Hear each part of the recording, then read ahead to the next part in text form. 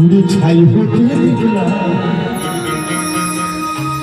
তাহলে আমরা কেমন একটা শয়তান, কেউ বা বৃদ্ধাশ্রমে আর কেউ পরের বাড়িতে বাসন নিয়ে তারপরে মানুষ করা, কত পরিশ্রম করে, আর বাবা অজস্র পরিশ্রম করে তারপর একটা সন্তানকে মানুষ করা হয়।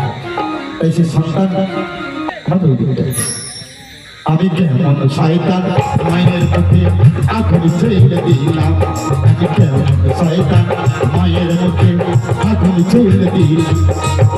মায়ের গর্ভ জন্ম নিলাম, মায়ের গর্ভ জন্ম নিলাম, পৃথিবীতে এলাম, আমি কেমন সন্তান মায়ের মুখে আগুন ছেড়ে দিলাম, আমি কেমন সন্তান মায়ের মুখে।